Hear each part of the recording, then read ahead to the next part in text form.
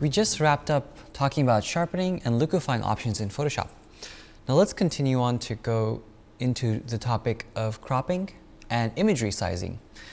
And I paired this together specifically because image resizing and cropping are changing the dimensions of an image.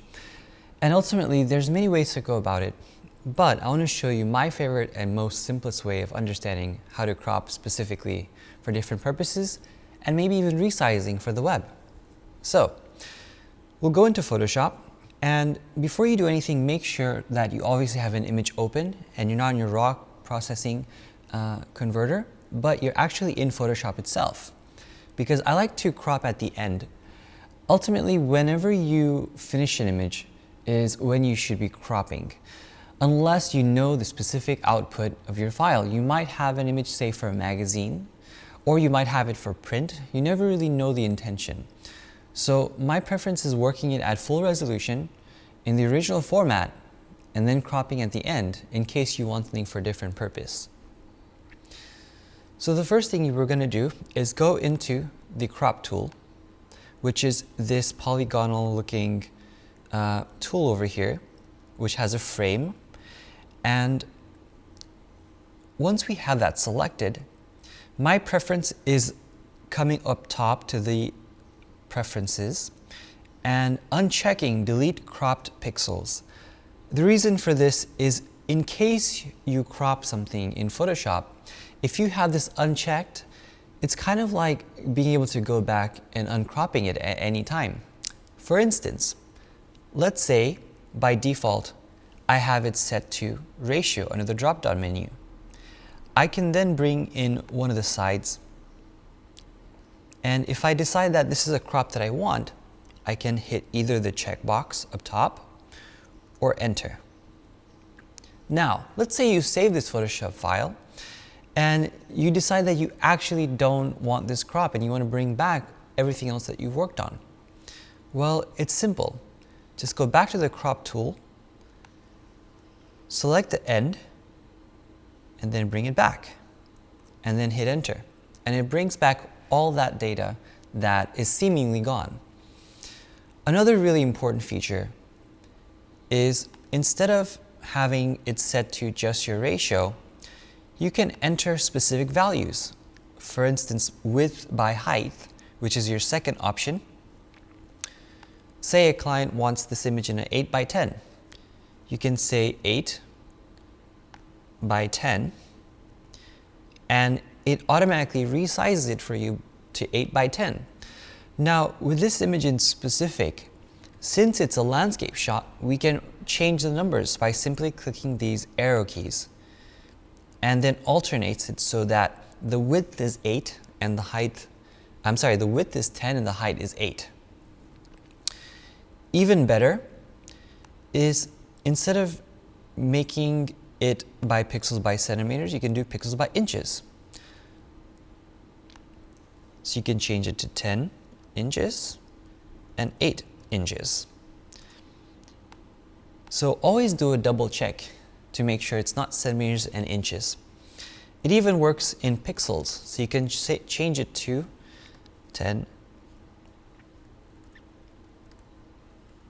by 10. And although that would be a really small size, I wouldn't recommend doing that. But at least it gives you different options in changing your resolution. So I'll do 10 inches and 8 inches like we did. Now, if you know what resolution you're trying to print at, for example, it may be 300 pixels per inch or 240 pixels per inch, which are two of the most common numbers. You can enter that here. 300 pixels per inch. And then hit the checkbox. What that does is it automatically resizes it to 8 by 10 with the ratio as well as 300 pixels per inch. How do you know that? We'll go under the image size properties in Photoshop, which are located under image and image size.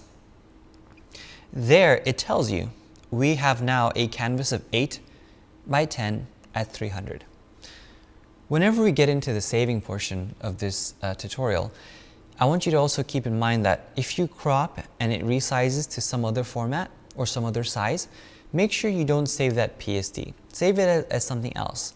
That way you don't lose your original data. But I'll definitely elaborate that when we get into the saving features in Photoshop. Now, let's undo this. What if we decided that we want another format? Well, it also gives you specific ratios and specific formulas. You can also do a new crop preset, which allows you to enter exact figures that you'd usually use. Like we just did here, since we use 10 by 8 at 300, we can then set this to a preset and hit OK. What that'll do is you don't have to enter the numbers every single time. It'll save under your preset column. And then again, it also gives you these specific ratios in case you have typical things that you want to save it in. Okay, so how about resizing? Well, it works the same way. We'll go under Image, Image Size, and resize to whatever is best for your intention. So say you have a website that you want to make sure that the image is 1000 pixels in width. You can change that to 1000. The resolution itself for the web primarily doesn't matter. This is mostly for print instructions. So you can change it to 372 as long as the pixels are exactly how you intend them to be. The rest isn't as relevant. Now, for instance, if you want to say for Facebook, you can just change it to the size that Facebook usually likes, which is 2048 pixels on the long end or 960 pixels on the long end.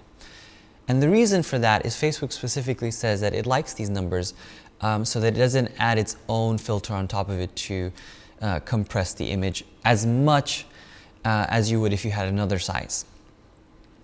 And then once you do that, you'd hit OK, and you'd change this figure if you wanted to 72, because I know that some people prefer doing it that way. But once you change this resolution figure, it's going to change your width by height as well. So if I put 1, it changes this down and scales it down to the same number in comparison. So I'll change that back. And then you would hit OK. So that is basically how you would crop and resize an image into Photoshop. And obviously there might be many ways, but this for me seems to be the easiest way of resizing and cropping. Next, we're going to go on and talk about different ways of saving for the web.